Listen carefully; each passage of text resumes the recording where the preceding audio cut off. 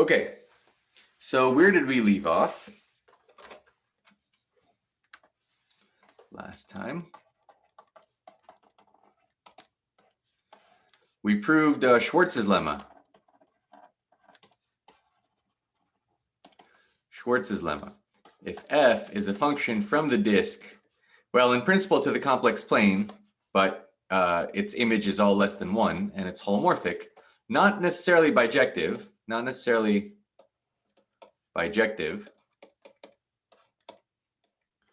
just that it's holomorphic, then three things. First of all,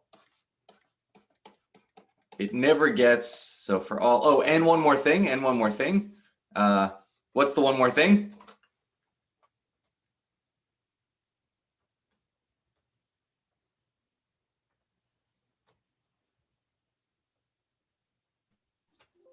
Non-constant.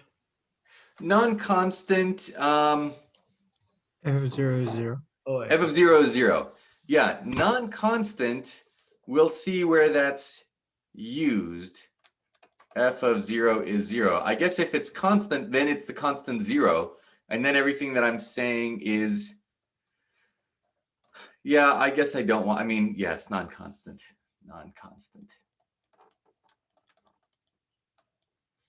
Okay, then for all z in the disk, f of z is less than or equal to z if there exists a single point in the disk such that f of z0 has the same magnitude as z0 itself. If this is ever an equality, then f is a rotation. Thank you, Anna. Then f is a rotation. And 3, the derivative of f at the origin has absolute value less than 1. And this could be 4 if the absolute value of f prime of 0 is equal to 1, then, Anna, go ahead. F is a rotation. Yeah, then it's a rotation. And f is a rotation. Okay. Good. We talked about Schwarz's lemma. Did we talk about Blaschke factors? We had seen Blaschke factors in homework. How much, what did we do? I usually put a little mark where we stopped. Do we do the automorphisms of the disk? Did we prove what those were? I don't think we proved it yet. Okay. So we had, so let aut D be the set of conformal, so holomorphic bijections, and this set is actually a group under what?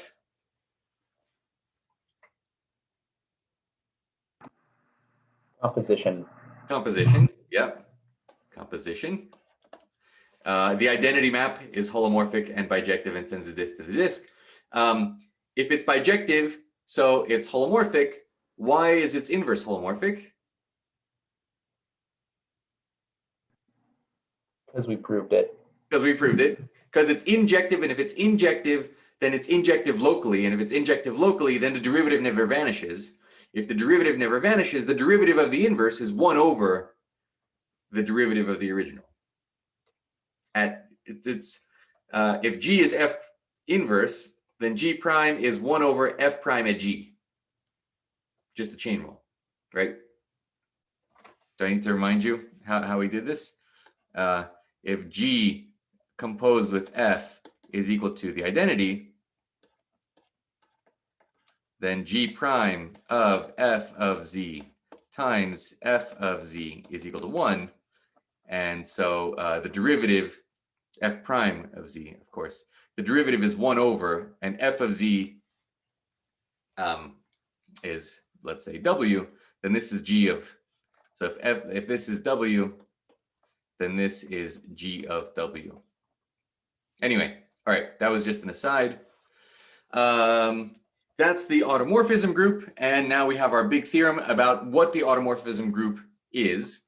And let's recall the Blaschke factors. Now the book adds a little minus sign to them, and I don't like that. Do you want to do it the book way or do you want to do it my way? There's some pressure. It's not exactly a fair vote. Your way for sure. Okay, that's the right answer. So here's what a Blaschke factor is. I'm just reminding you. I'd like to say z minus alpha over 1 minus alpha bar z. So that you can write this as a matrix, 1, negative alpha bar, 1, acting on z as a fractional linear map. The book uses alpha minus z over 1 minus alpha bar z, which is perfectly fine, but it's not an element of the group that I'm trying to. It's an extra rotation. The only difference between their map and my map is there's an extra rotation by, there's a minus sign. We're off by a minus sign. A minus sign is e to the I pi. It's composition with e to the I pi. The nice thing about the book's map is that this one is an involution. This one's not an involution. So this is not an involution, but it doesn't matter.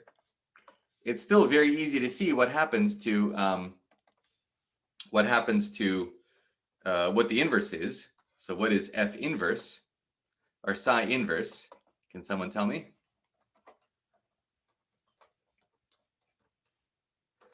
So it doesn't take any algebra anymore.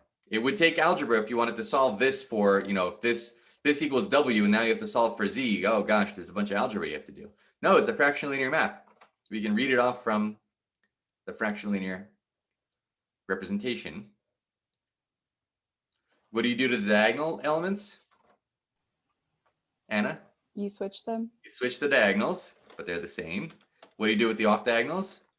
You take the negative of it. You negate them. Perfect. Oops. And so, by the way, that's the same thing as psi of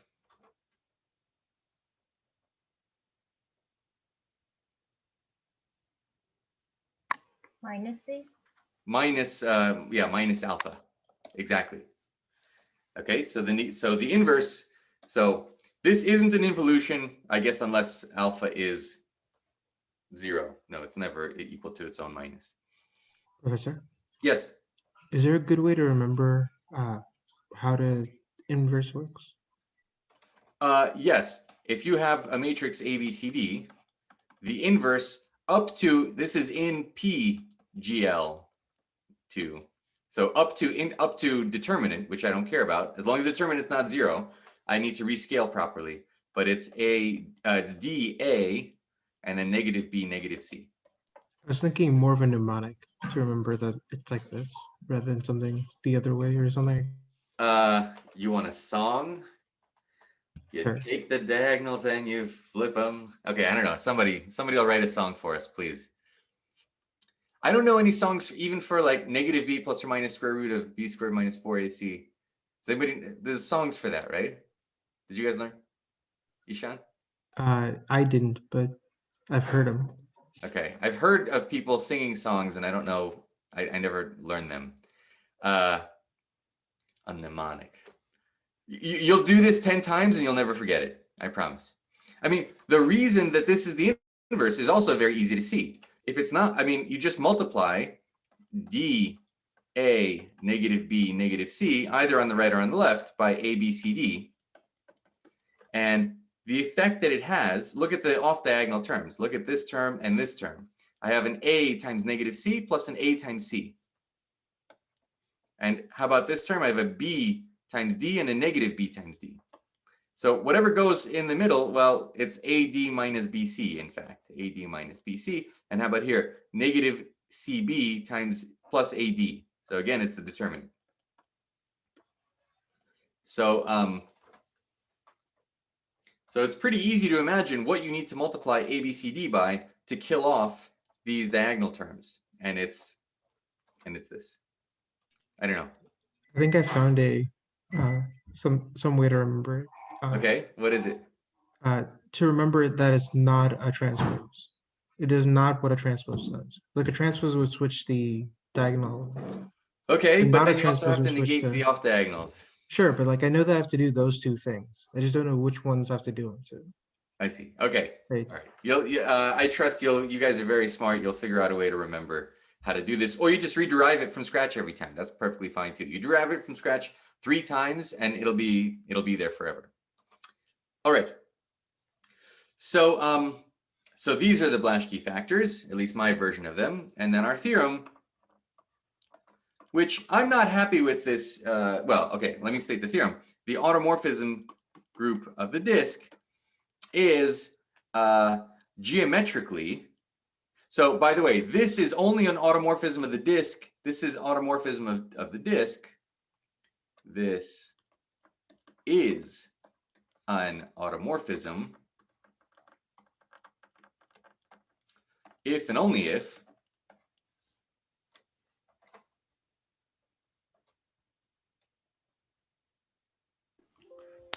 Modulus of alpha is less than 1 motion. exactly. Why do you say that's theorem? I just remember it from the exercise. Right. Well, it's always invertible, but sometimes it might have a pole. Yeah. Right? It's always invertible. The inverse is holomorphic, except where you have a pole. There's a potential pole at z equals, what is it, 1 over alpha bar? Mhm. So you need to make sure that 1 over alpha bar is not in the disk. If and only if 1 over absolute value of alpha bar is bigger than or equal to 1.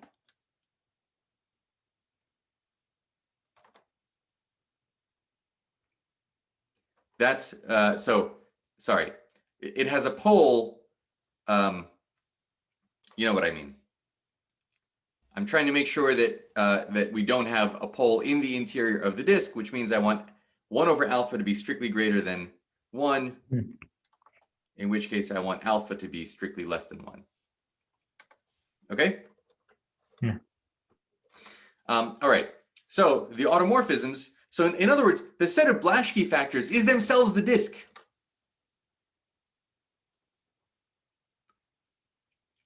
Because the alphas are parametrized by points in the disk. So I claim that this is the disk cross S1.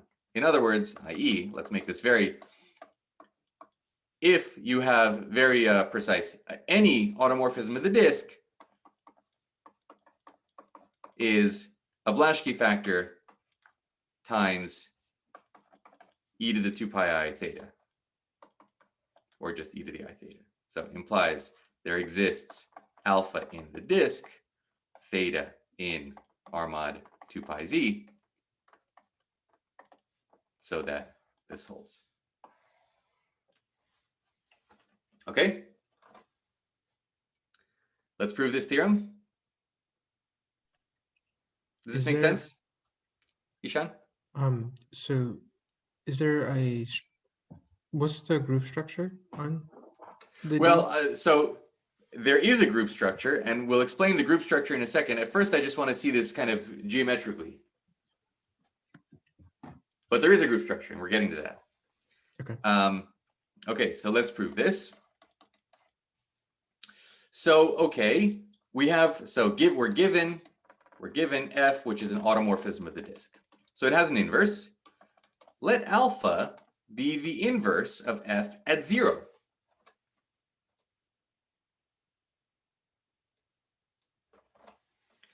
And let G be f composed with psi alpha. Okay, this is an automorphism. So this is in the disk. This is in the disk. So psi alpha is an automorphism. The automorphism group is a group under composition. So G is an automorphism. And what is G of 0?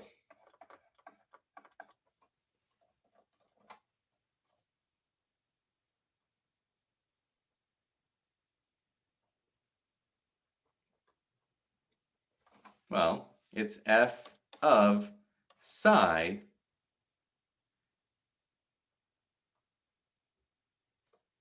alpha of 0.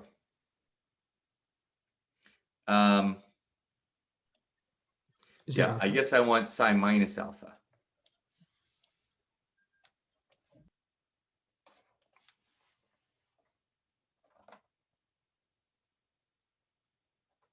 What is psi minus alpha of 0? So here's psi. I put in 0 here and 0 here. I get Alpha. exactly. So a little aside here is that psi alpha of 0 is, I put 0 in for z, I just get minus alpha. So psi minus alpha of 0 is alpha. This is f of alpha. What is f of alpha?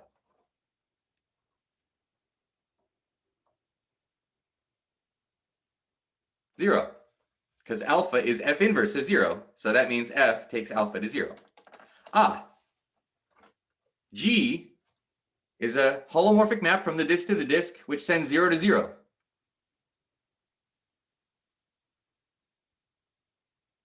If only we had a lemma, Schwarz's lemma, exactly, very good.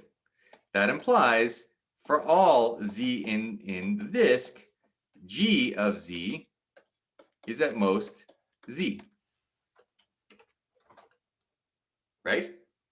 By Schwarz's lemma. It also implies, now let H be G inverse. H also takes 0 to 0 because G takes 0 to 0. Then H of 0 is G inverse of 0, and G inverse of 0 is 0.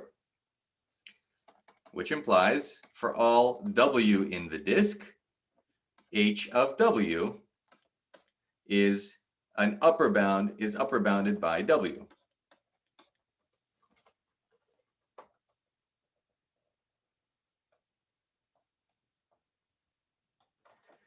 But if Z is equal to H of W,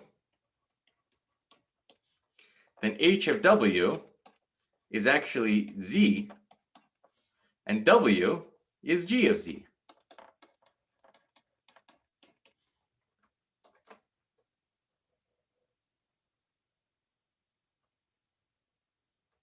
Does everybody follow that? Here's the disk. G goes this way, and it sends 0 to 0. And H goes the other way.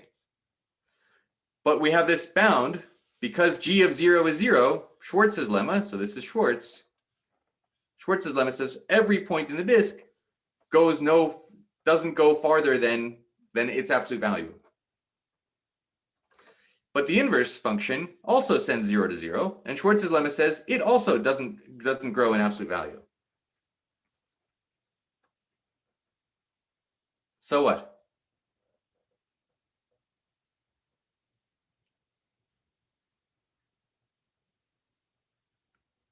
Yeah, equals, exactly. So z is less than or equal to g of z is less than or equal to z. That implies g of z is equal to z for not just for one z, but for all z. But one z was enough by Schwarz, by part 2 of Schwarz's lemma. This is enough to know that g is a rotation. So g of z is e to the I theta z. It's just multiplication by a number of absolute value 1. But G, that means that F composed with psi alpha is multiplication by of Z is multiplication by theta. So if I replace Z, and this was not psi alpha, but psi negative alpha, now replace Z by psi alpha of Z. What is psi alpha composed with psi negative alpha?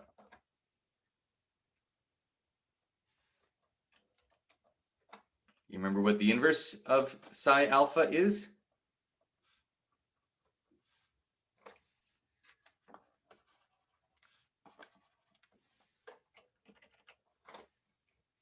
right? So this is F composed with psi negative alpha composed with psi alpha. That's the identity.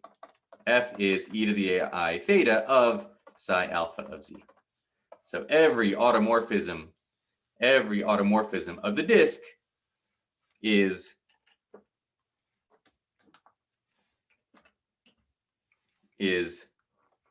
a Blaschke factor times the rotation. Does that make sense?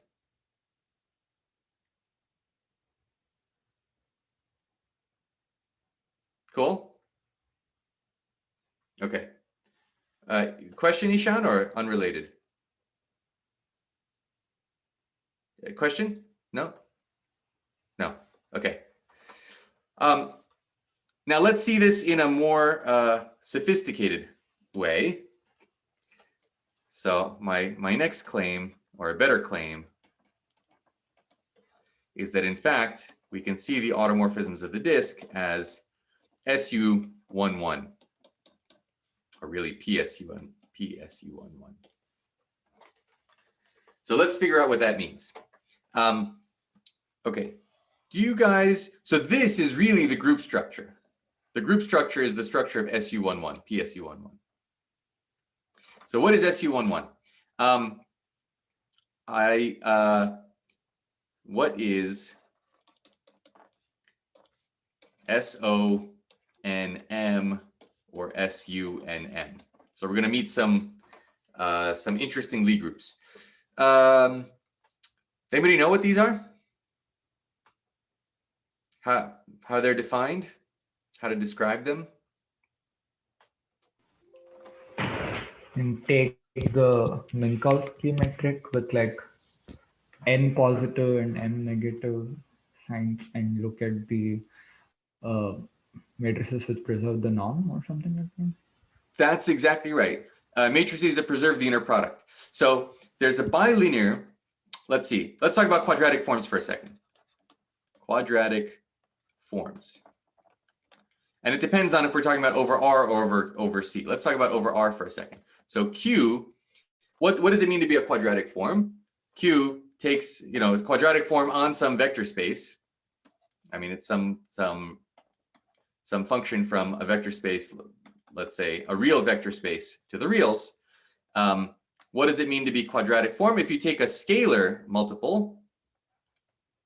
So what am I thinking of?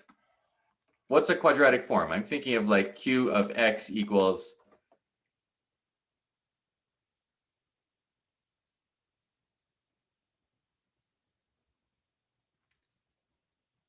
let's say the vector space is just the reals. What's a nice quadratic form on the reals?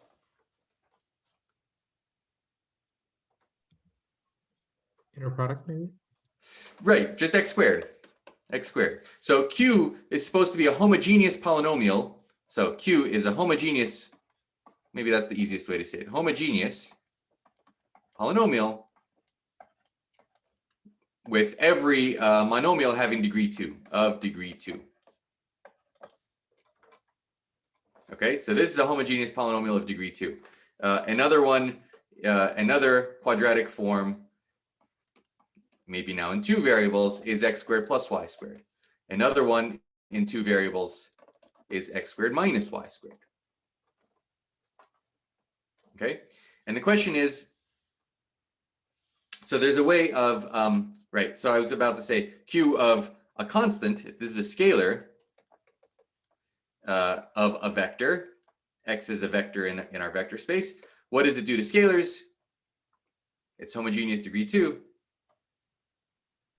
It pulls out the square effect. Pulls out the square, perfect.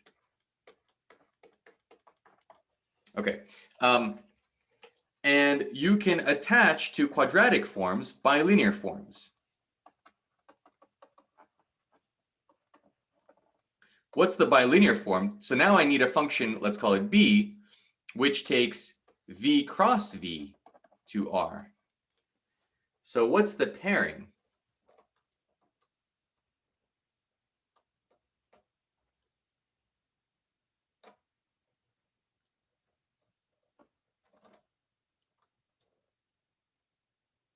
Okay.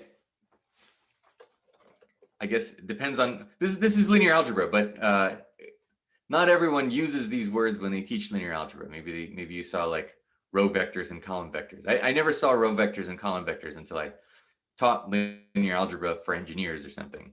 I always thought about vector spaces, abstract vector. So here's a bilinear form. So it just means it's linear in each factor. So B of alpha x plus beta x prime y is equal to what is it? Alpha beta of xy.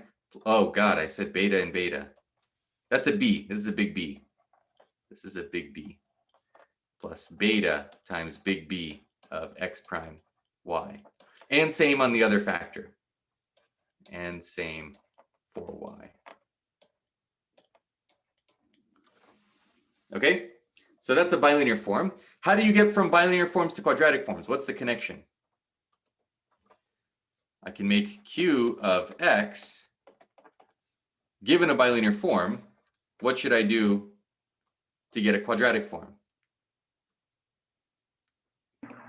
X in both entries. XX, exactly. B of XX. How do you go backwards?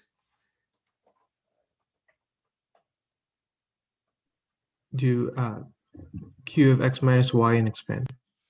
Exactly. So I always have to do it like this. X plus y squared minus x minus y squared should be the kind of thing that I want, because this squared is x squared plus 2x y plus y squared.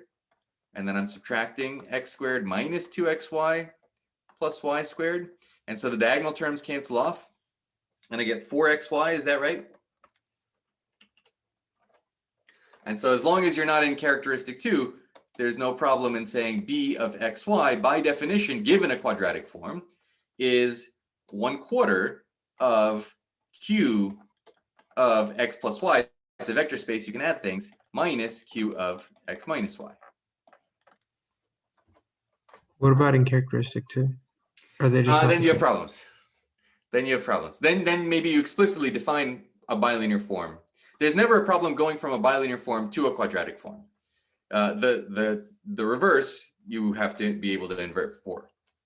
Are there sometimes multiple quadratic forms for bilinear form in characteristic 2? Well, the process of going from one to the other involves, I mean, you get 4 times this xy. If you really just want x times y, then you don't want this divided by 4. What's the bilinear form corresponding to? Let's give these names. How about q0, q1, and q2? So corresponding to these three,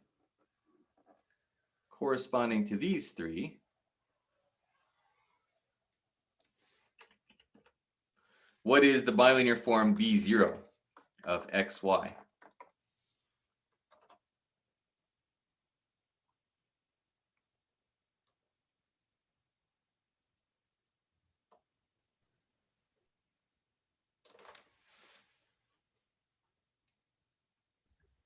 X times y.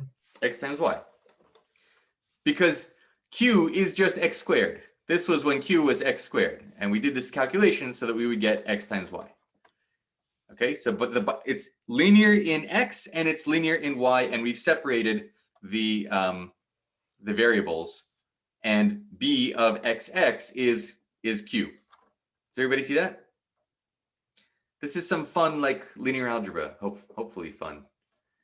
This is not meant to be stressful. What about q1?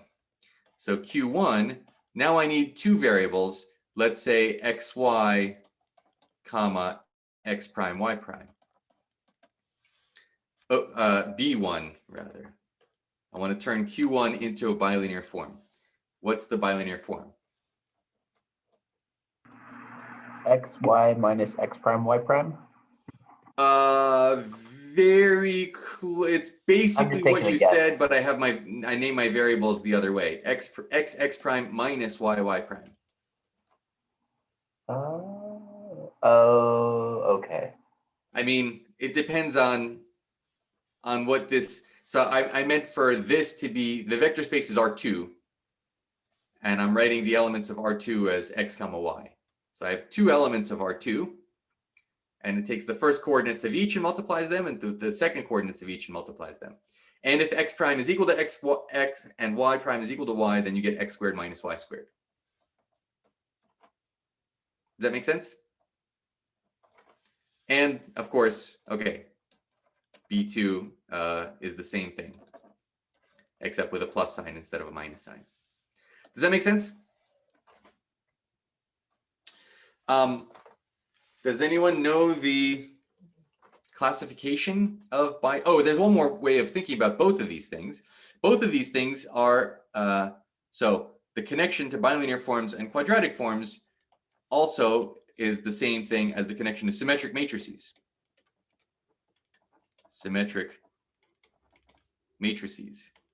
So if I have a symmetric matrix, let's say M, so M is a symmetric matrix, Aij equals Aj. How do I turn this matrix into what is Q of a vector? X, x1 through xn. Let's say it's an n-dimensional quadratic form. X transpose MX. Exactly. X transpose MX. And how do I get a bilinear form of, let's say, a vector x and a vector x prime? X prime transpose. X prime transpose. X prime transpose MX. Does everybody see that? So really, it's the matrices that are the main thing. This matrix, it also has a name. This matrix is the half Hessian. Half Hessian. Or some people call it the Gram matrix, the inner product matrix, Gram matrix. Why is it? Why would it be called a Hessian matrix? You know what a Hessian is? What's a Hessian, Ishan? It's a matrix of second derivatives. Right, partial of all the partial derivatives. So what are the? Let's take Q equals x squared minus y squared. Q of xy is this. What is the Hessian matrix? So I want the partial derivative with respect to x, partial derivative with respect to xy, partial derivative with respect to yx, and partial derivative with respect to yy of Q. Two derivatives in x, nothing happens here. Here I get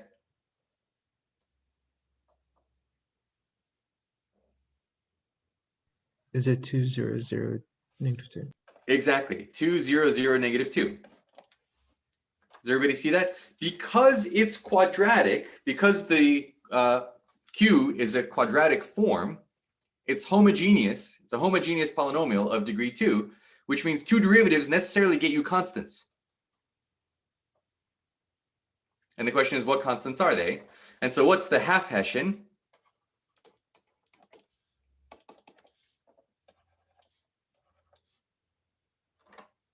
Everybody see that? So 1, 0, 0, -1, which is what happens. This is x prime, y prime, 1, 0, 0, -1, xy.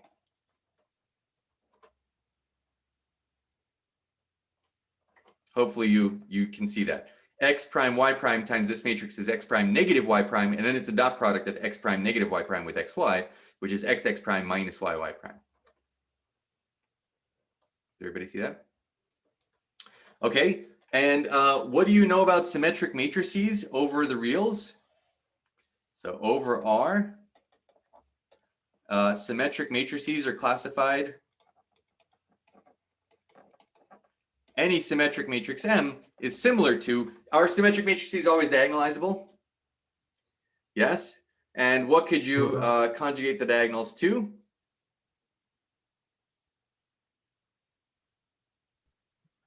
Say that again. Sorry. So up to a change of variables, There up can to be a one. change of variables, you'll have some eigenvalues. And so it's diagonalizable. Symmetric matrices are diagonalizable. And when you make a change of variables, you can make the what can you do with the diagonal? So I'm pretty sure it's all ones and negative ones. However, Exactly. it definitely is it definitely will be confusing without realizing that you're inputting two vectors and not a covector and a vector. Because otherwise you would get only, it would be up to any different values for your. That's right. So you can diagonalize and you can get different eigenvalues, some lambda 1 through lambda n. Okay. And then, Ishan, what you're saying is, let's say V1 has Q of V1 equal to lambda V1, right? Let's say V1 is the eigenvalue with eigenvalue lambda 1. Then you can replace V1. V1 prime is 1 over root lambda 1 V1. And then this will have eigenvalue 1. Right? So by changing the basis, you can actually make this all ones. Well, I can't do that over the reals if lambda is negative. I have to divide by the absolute value in general. So I can make the eigenvalues either +1 or -1, or it might be degenerate, so there might be zeros. And so every symmetric matrix, so the classification of bilinear forms or quadratic forms, maybe that's a better way of saying it. Quadratic forms, classification of quadratic forms, classification of quadratic forms over the reals is the number of positive eigenvalues, the number of negative eigenvalues, and the number of zero eigenvalues. This is number of plus ones. This is the number of minus ones. And this is the number of zeros here. Does that make sense? So this quadratic form is a quadratic form in 4 variables. And what is its signature? And this is called a signature.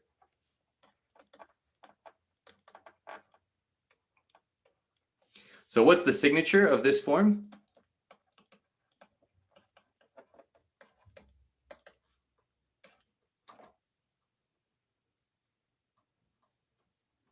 How many plus ones?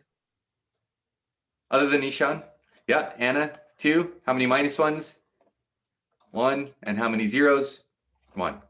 Okay, so it's degenerate. It has zeros. It's a degenerate form. In other words, what is this quadratic form? It's a form in 4 variables. So let's call them x, y, z, w. And we should be able to read off from the matrix what the form is. So other than Ishan, can you tell me what the matrix is? What the quadratic form is?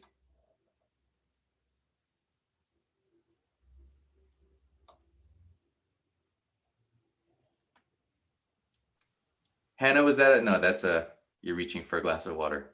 Is it x squared plus y squared minus z squared?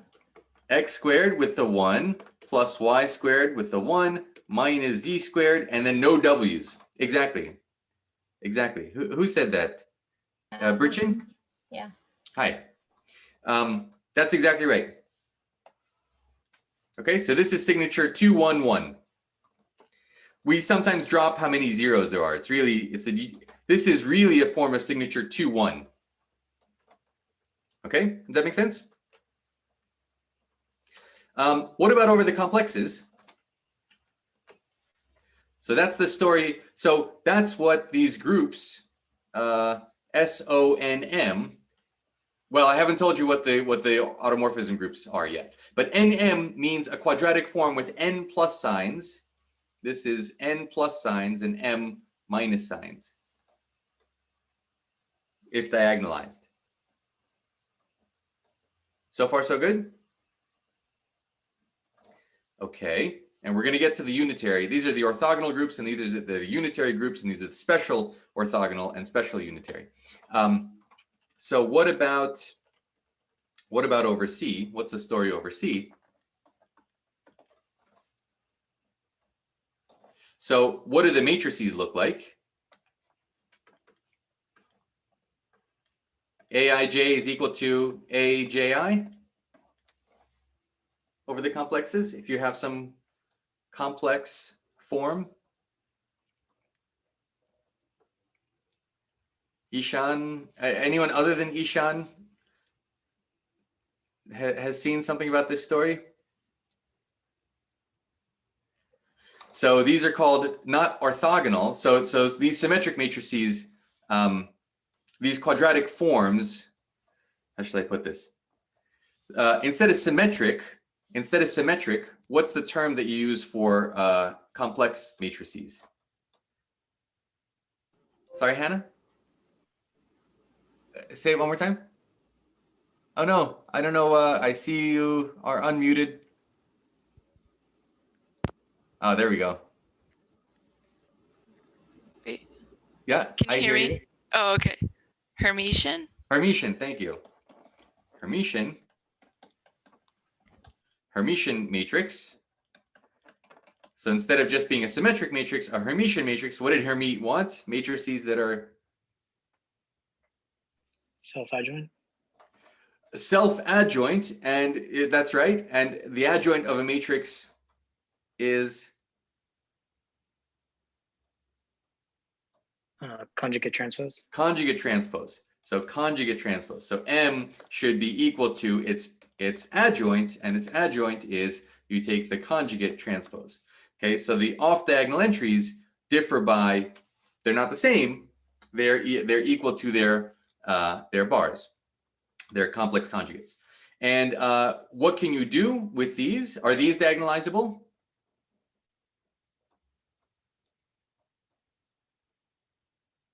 Are Hermitian matrices diagonalizable? Yes. Okay. Again, so these are diagonalizable. And what's the story with signature? So we have some number of, so up to this change of variables, we have some number of plus signs and some number of minus signs, right?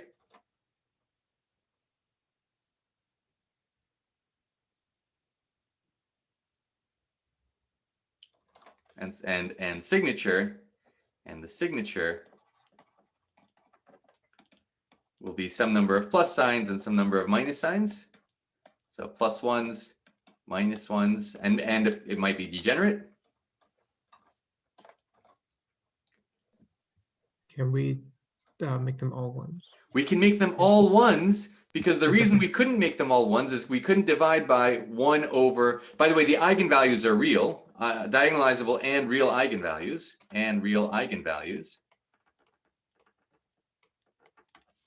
So if our eigenvalues are lambda, we can replace it really by 1 over root lambda, where if lambda is negative, you stick an I here, and that's a nice complex vector, and that'll be a vector that has a plus 1. So there are no minus ones. It's all plus ones and zeros.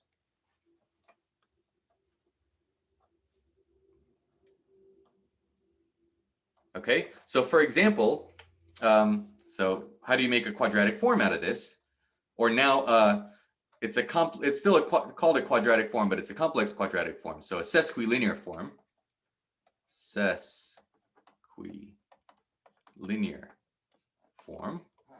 It's not a bilinear form. I guess I'm talking about the form B. B, X, Y. These are now complex vectors. This is in like complex n space. What does it mean to be sesquilinear? Sesqui? You guys know what sesqui is? We talked about sesqui, didn't we? When we talked about Hilbert spaces and the baby trace formula, Poisson summation. We use this term. No, I've completely lost all of you. He has gone too far. Sesqui is 1.5. 1.5. 1.5 linear. So it's linear. It's completely linear in. X. So if I have alpha x plus beta x prime y, this is still alpha b of xy plus beta b of x prime y. But b of x alpha y plus beta y prime is Conjugate? Exactly, Burchin. So it's B of x, y times alpha bar plus B of x, y prime times beta bar. So it's linear. It's linear in the first variable and kind of half linear, conjugate linear in the second variable. Okay, linear in x, linear in first variable, and only conjugate linear in the second. Why would that happen? How do you given a Hermitian matrix, how would you come up with a bilinear form? B of x, y, these are vectors. We have a Hermitian matrix, what would you do with it?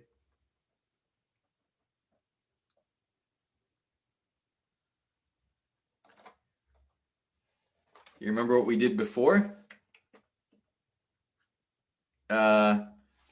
Did I finish the, sorry. Yes, we did, yes. So Q is you take the matrix, you multiply by x and x transpose. B is you take the matrix and you multiply by x1 and x2 transpose, or x and x prime transpose. So what would you do here? Y dagger, which is transpose and conjugate. Exactly, y transpose conjugate, or y star, or whatever. Yeah, and x on this side.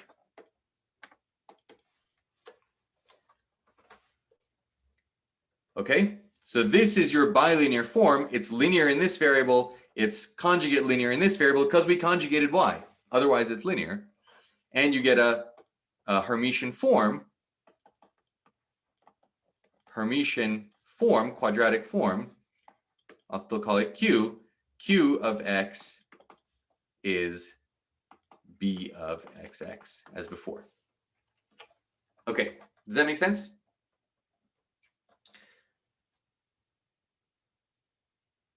Sorry, Hannah, did you say something? No. Okay. Okay, so now let's talk about the automorphism groups of these quadratic forms. So a really big group, a group that we will know something about. Let's talk about SU. Well, let me jump straight to the one that we need. Oh, I'm supposed to give you a break. Maybe this is a good time to give you a break. Let's take 5 and clear our heads a little bit of all of these. This was supposed to be linear algebra review, but different people, when they teach, I'm sure you've all taken linear algebra, but maybe it hasn't been emphasized from this point of view or something. So let's take 5 and we'll come right back to these topics. So let's bring all of this back down to earth. So I want to consider the group SU11. This is a very particular group. What do I mean by SU11? This is the set of all matrices in SL2C. So in general, well, these are the ones that stabilize. In other words, they don't change. They form a Hermitian form.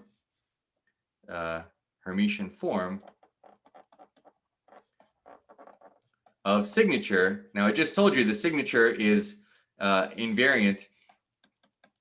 So let me explain what I mean by this. So here's our quadratic form, Q of ZW. Z and W are two complex numbers.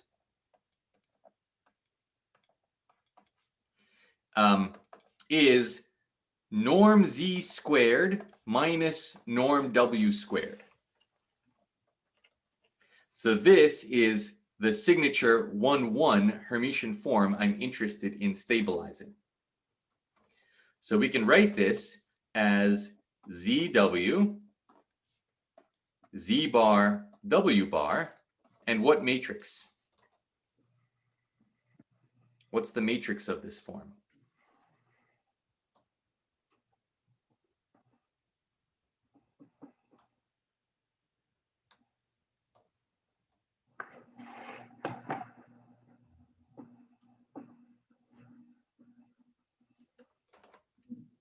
So I want ZZ bar minus WW bar. Just 1, -1? Exactly, just 1 and -1. Diagonal matrix with 1, -1. Okay. So this is the Hermitian form of signature 1, 1. And what does it mean to stabilize? So if G stabilizes, or the definition of stabilizes Q, that means that Q of GZ GW, sorry, what I mean by this is GZW.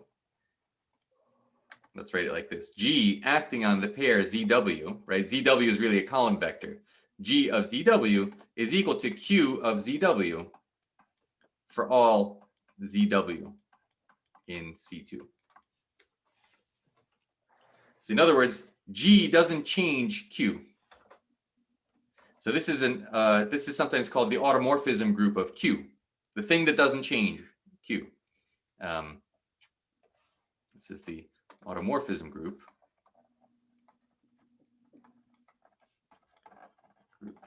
of Q. But now we're talking about linear transformations, not holomorphic or something fancy.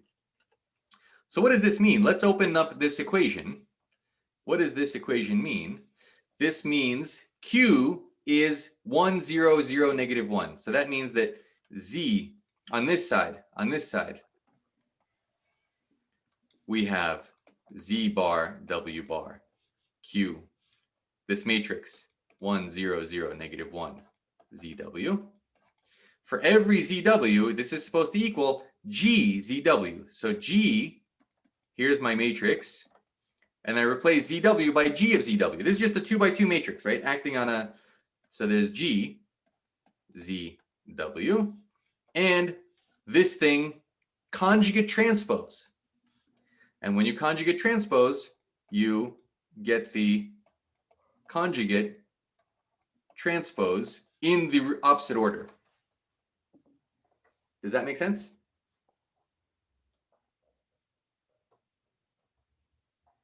So far, so good? And if this is true for every Z and W, the only way that's true is if the matrices inside are equal. Which you can see by taking Z and W to be like 1, 0, 0, 1, things like this.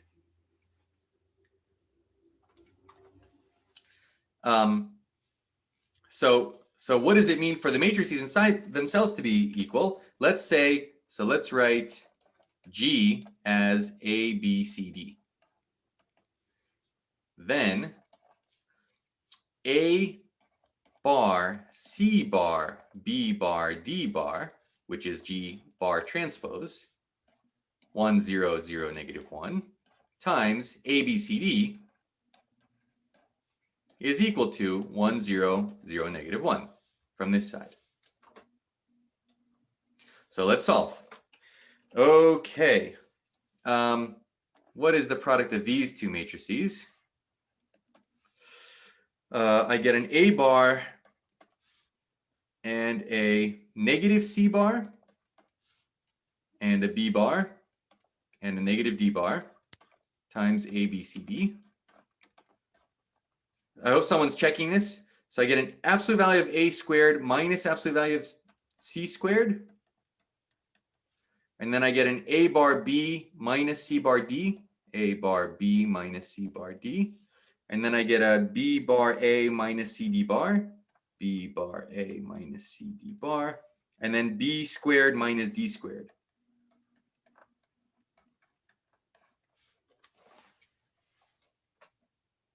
Did I get that right? So it looks like I have the following equations from this. I have A minus C is 1, just comparing entry by entry. B minus D is also 1, negative 1 rather, negative 1. And A bar B minus C bar D is 0. And B bar A minus C bar D, C D bar is also 0. Why am I not adding that as an equation?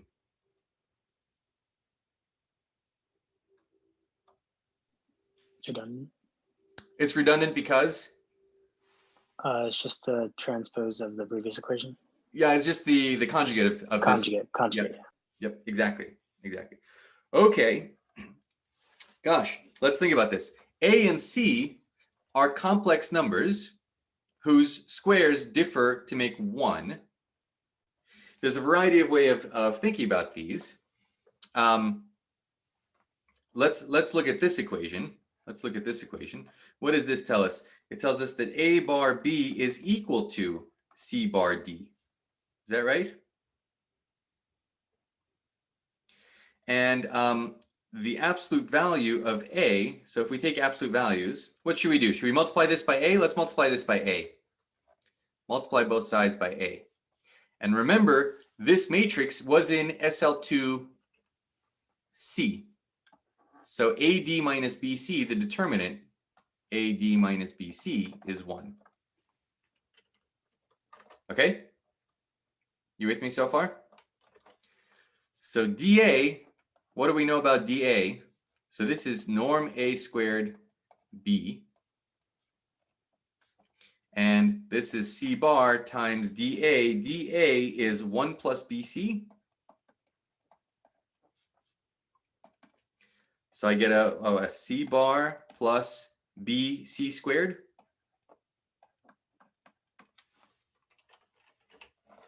Is anyone following along with this calculation?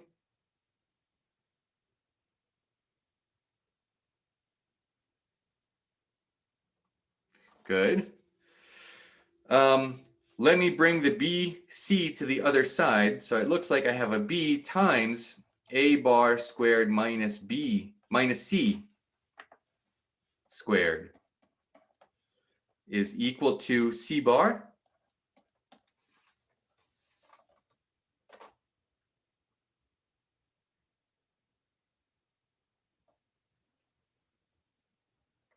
So what?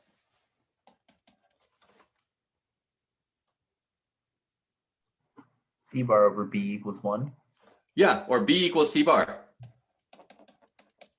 B and C are just the same except complex conjugates. Now let's go back to this equation.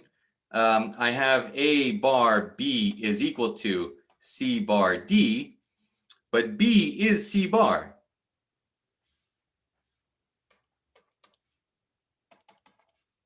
So A bar is D.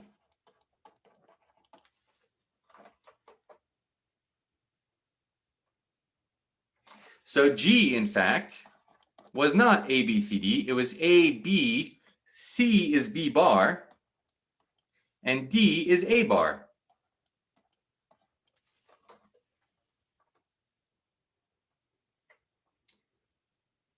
And it has determinant 1. And determinant is equal to 1.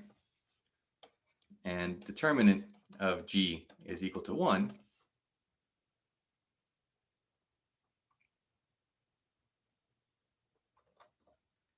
And if determinant of G is equal to 1, that tells me that A squared minus B squared is 1. Of course, we sort of knew that already because B and C have the same absolute value. Okay, so anytime you have two complex numbers, A and B, whose difference of squares is 1, you can make an element of this is SU11.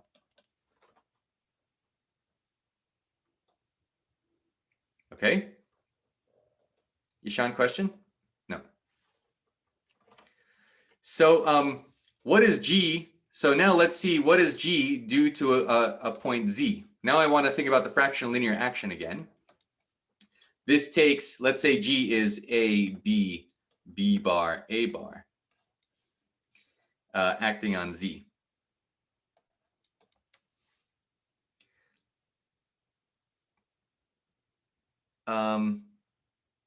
Yeah, I think that's okay. So this is AZ plus B over B bar Z plus A bar. Is that right? I think that's right. Now I want to pull out an A on top and an A bar on bottom. And if I do that, I'm left with a Z plus B over A on top and a 1 plus B bar over A bar Z on bottom.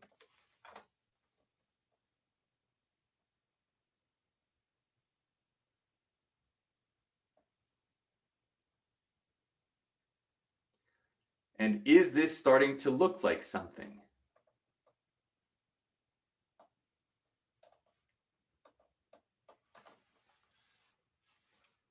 Is this starting to look like something? Is this starting to look like some magical thing? Z minus alpha, 1 minus Z bar alpha.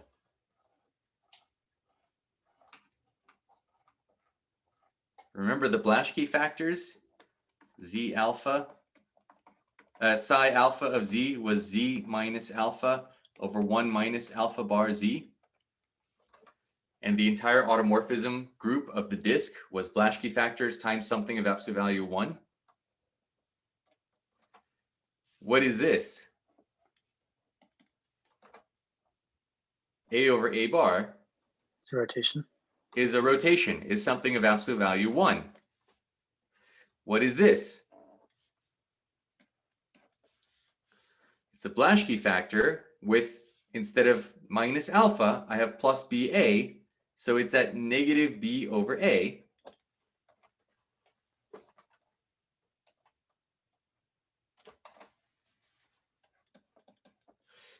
Except for one thing, so I need to know, so what is the absolute value of alpha, which is the absolute value of B over A? Let's go back up to this equation. Let's divide both sides by A. Let me bring this to that side.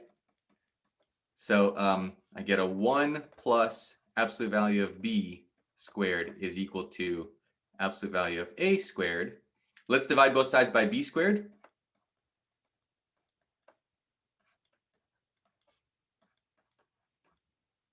What do I know about A over B?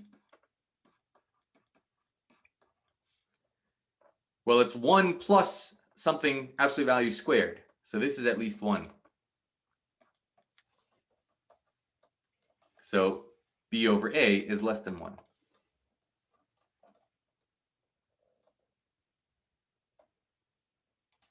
And so the automorphism group of the disk, what we proved is that a rotation times the Blaschke factor is, every automorphism of the disk is one of these. And so what we've really proved, so theorem, the automorphism group of the disk is in fact this group SU11. Did we miss a step where we show every psi alpha can be written in this way? Probably You mean if we have an alpha, how do we find a B over A? Yeah. So if we have an e to the I theta, then we can find an A so that A over A bar is e to the I theta.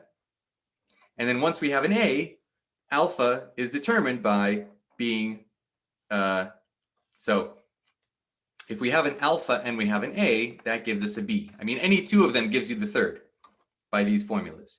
Alpha is equal to negative B over A. And theta is just the argument of A. Yeah.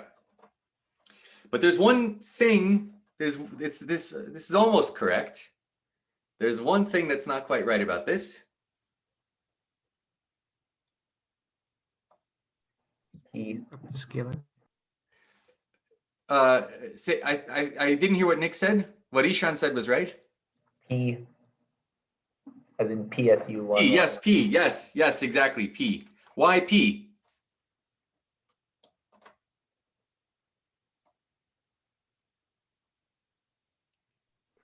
Because of what Ishan said. It's exactly the thing that Ishan was asking about. A can have any magnitude. And changing the magnitude of A, right, because A over A bar just cancels out, and then you have a different choice of B here. So you have a little bit of extra flexibility, and that extra flexibility is that you can multiply all A and B by a complex number, the non-zero complex number, and that will have the same effect on Z itself. Okay, so PSU11, which is SU11 modulo the diagonal. And the diagonal is, it's really modulo a real number, not a complex number. you can scale all these by a real number and it won't change the automorphism. So this is like SU11 modulo any real. All of these matrices are of the form A0 whatever and A bar. Sorry, it's just modulo plus minus 1. We need it to be real so that it's in SU2. We need it to be A bar, and A bar is 1 or negative 1. So modulo plus or minus 1. Okay. So that's the group structure. So there's a geometry. The geometry of SU11 is that it's a disk cross a circle, because this thing will be in the disk and this thing is on the circle. But the group structure is this SU11. It's really A, B, B bar, A bar. And that's where the Blaschke factors come from. They're not some miraculous formula that some really smart person came up with. They are a miraculous formula that some really smart person came up with, but they come from somewhere. You don't have to be as smart as Blaschke to find them, if you think about things as linear group actions. Okay, let's work out the automorphism group of the upper half plane. So I have a function f. It's an automorphism from the upper half plane to the upper half plane. How could we possibly figure out what this automorphism group is, given what we know about the disk? Any ideas? It has to be the same. It's basically the same. It's the same up to conjugation. You have to do the f of. This is what we were saying last time. The power of the Riemann mapping theorem, together with our identification of the automorphism group of the disk, tells us, but we know the Riemann mapping theorem will say any simply connected proper subgroup, proper subset of the complex numbers is conformally equivalent to the disk. And we know what the automorphisms of the disk are. Therefore, we know what the automorphisms of everything is just by sending things. So let's remember this Cayley transform. This is the Cayley transform that takes the upper half plane to the disk by taking Z2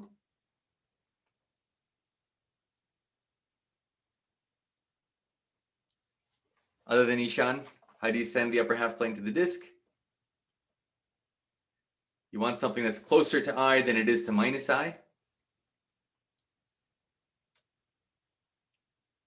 So the ratio of the distance to I to minus I should be less than 1. Z minus I by Z plus I. Thank you. Thank you, Sriram. Z minus I over Z plus I, right? Which is 1 negative I, 1 I acting on Z. So that will take us from the upper half plane to the disk. And the observation is that if you take, let's see, Cayley inverse, so the disk to the upper half plane under Cayley inverse, and Cayley inverse is just switch these and negate these. Cayley inverse is I1, I negative 1. So that takes the disk to the half plane. Then apply your hypothetical automorphism of the upper half plane and take the Cayley transform back. This is an element of SU11. This is an automorphism of the disk. And we know what the automorphisms of the disk are. So Cayley inverse composed with, I guess I have to compose in the other, that's not how composition works, right? Cayley inverse compose F compose Cayley is an element of SU11, PSU11. So this is some A, B, B bar, A bar. And then I apply Cayley's in the other direction. So F is some A, B, B bar, A bar times Cayley inverse on the left by the looks of it. Cayley inverse on the left, Cayley on the right. 1 negative I, 1 I. Does everybody see that? Now you can multiply all of this out and you can work out what this is, but it's slightly messy. And let me tell you a slick way of not working all of this out. So maybe exercise, work this out in exactly the way that we were doing things above. Work this out. To see what f is in terms of a and b are two complex numbers, only up to, how many real dimensions are there in PSU11 or in SU11? Really, PSU11. How many real dimensions are there? A is free, so that's 2 real dimensions. B is free, that's 2 real dimensions. So it looks like it's 4 dimensional. Constraint. But there's yeah, exactly. There's a center. So we mod out by the center, it's really 3 real dimensions. And there's another group that has 3 real dimensions that you might know, which is the group SL2R. So I claim SL2R, in fact, PSL2R, is the automorphism group of the upper half plane. So this is my claim. And you can see it by following this through, but there's an easier way to see it. So let me make the following claim. So there's a couple of things. I want to show that SL2R acts transitively. What that means is it moves, there exists for all Z and W in the upper half plane, there exists an element G in SL2R such that G takes Z to W. Okay, and the way I'll prove this is that I'll move everybody to I. So claim for all W in the upper half plane, there exists a G in SL2R such that G takes I to W. And this is very simple. If W is over here somewhere, x plus IY, and here's the point I, 0, 1. How do I find something that gets me to W? So I claim that the matrix 1x, 0, 1 takes I to where?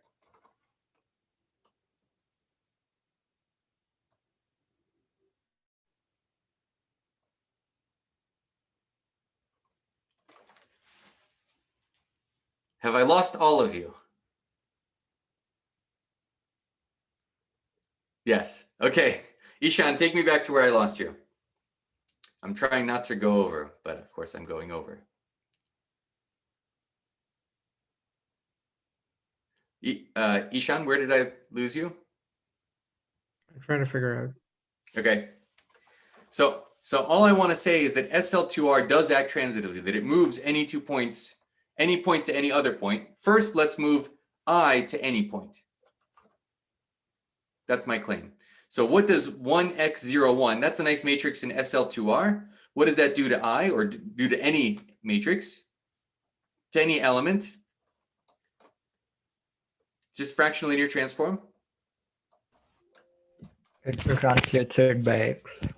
Yes, exactly. It's I plus x over 0 plus 1. In other words, it's just I plus x. In other words, it's x plus I. It's translation by x. So this is 1x01 I. And now what can I do with this? I can multiply this by, and what does let's see, root y, I guess. Y is a positive number, so there's no problem in taking square roots. 1 over root y, y. Maybe it's better to go up first. What does this do to an element z?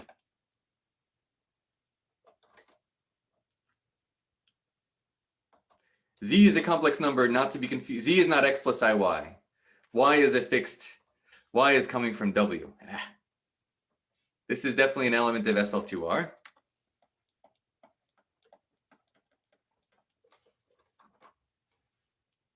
Does anyone? Is that just YZ? Exactly, it just multiplies everything by Y. So if we take I and we multiply by this, that gives us IY. So we take I, we multiply by this thing, that gives us IY. And then, well, this translates any point Z by X. So this is the translation by X. In other words, I times root Y, 1 over root Y, times 1x01 is X plus IY. Okay, so I can move I to any point by this very simple procedure. Does everybody see that? And this is an element G in SL2R.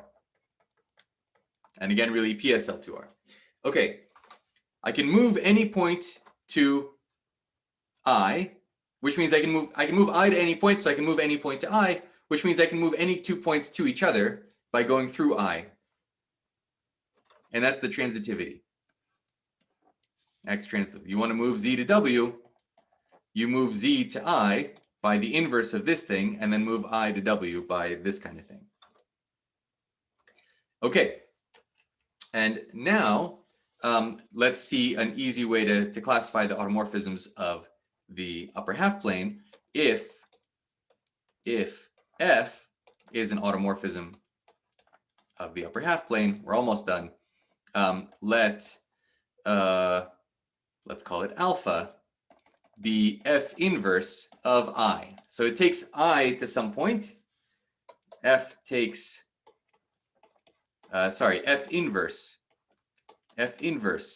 takes I to some point alpha. I don't know what it is. In other words, alpha goes to I. Let's call this matrix MW. MW is the matrix 1 real part of W, 0, 1, and then square root of imaginary part of W, which is positive, 0, 0, 1 over square root of the imaginary part of W. Okay, so it takes I to W. So this takes I to W. So now let G be F composed with MW. M alpha. We called it alpha. So this takes I, G, G, what's G of I? That's what I want to say. F of M alpha I. What is M of alpha I? MW takes I to W. So this takes I to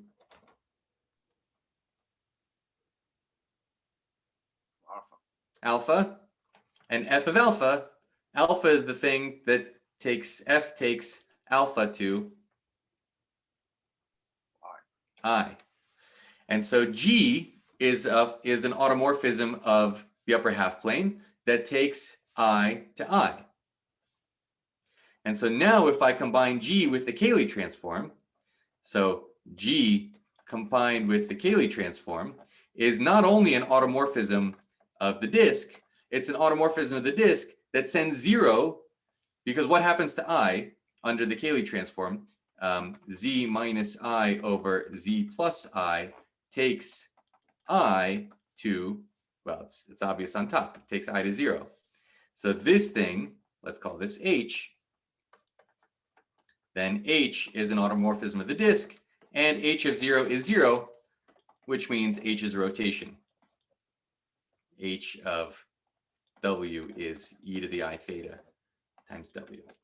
All right, and it's very easy from there to see that the original F, let me leave it as an exercise, that the original F was in fact acting by SL2R, in fact PSL2R. Since I'm already running a little late. Okay, so we've identified the automorphism group of the disk. We have reinterpreted that. So we identified it first as a Blaschke factor times a rotation. We interpreted that as the action of SU11, in fact, P SU11. So now the automorphism group of the disk is a nice Lie group. And we can use that to move our knowledge of automorphisms to other regions. For example, if it's the upper half plane, then it's just a conjugate of a nice conjugate of SU11. SU11 is basically the same group as SL2R. And the Cayley transform is the thing that conjugates one to the other. All right, let us pause there.